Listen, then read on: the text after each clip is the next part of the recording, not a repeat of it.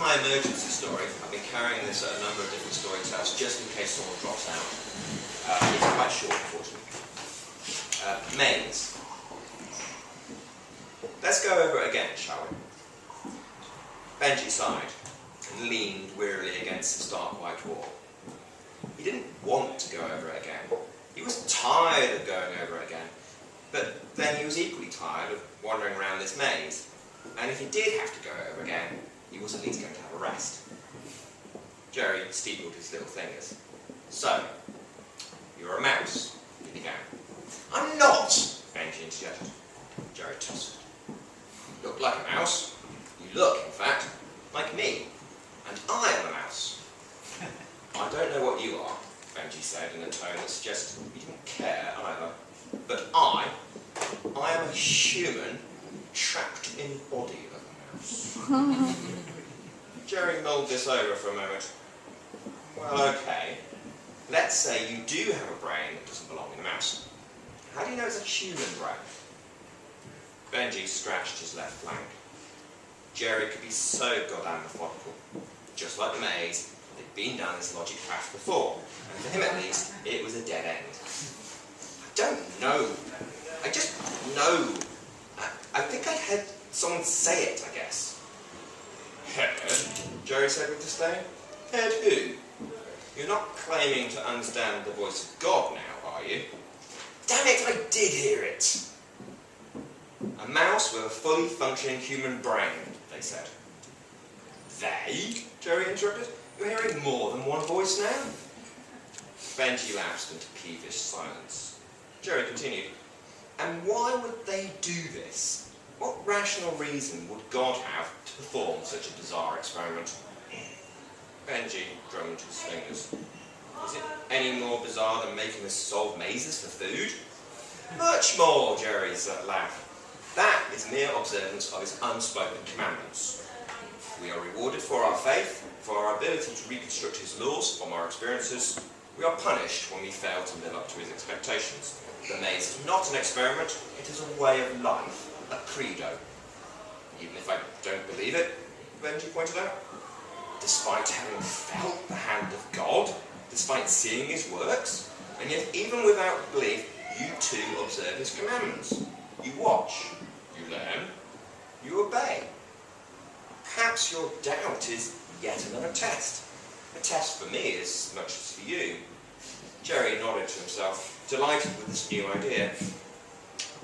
Now, how do you think they managed to get a human brain into a mouse's skull? Benji gave his friend a hard stare. You seem to think they're capable of anything, so... Dear friend, since you do not believe in God, you can hardly call upon his infinite wisdom and magnificent powers to explain away the many holes in your theory. Think on it. A mouse skull is simply not big enough for a human brain. Not without a miracle, and if you need a miracle to explain your theory, then you must believe in God. But there's a problem there. If God chose to put himself into our bodies, would that not make us gods as well? And are we gods? Can we build mazes, wire electronics, produce cheese? That's just a matter of proportions and opposable thumbs, Benji protested under his breath. No, what we are supposed to be, we are what we are supposed to be, Jerry said. We work too well to be a chimera, a monstrous hybrid of two radically different beasts, half mouse, half God. And though we may not understand the actions of our God, we must accept his will in these things. Now, we still have corridors to explore, shall we? They wandered off down the corridors in silence, each lost in their own thoughts. Jerry, as he went, memorised each junction, connecting in his mind the other junctions they had passed. He knew that in a little while, the God human would lift them from the maze and place them back in random positions, putting the cheese in the place they were lifted from, and they would have only a short enough of time to find their way back to it. By memorising the junctions, he knew that they could work out where they were and how to reach the cheese. It was a task they had done many times, each time with a more complicated maze. Soon he knew it might take combinations of 5 or even 6 junctions to work out where they were. Benji wasn't a lot of help in the maze, his flights of fancy kept him too distracted to hold the map in his head. He performed much better at the lights flashing, button pressing, colour matching puzzles God gave them while they were rebuilding the maze. These too had been getting progressively more difficult, and Jerry's own abilities would be found wanting when God had introduced the prime number tests. Each of them had their own skills, and he valued Benji's leaps of intuition, even while he had to tolerate his scepticism.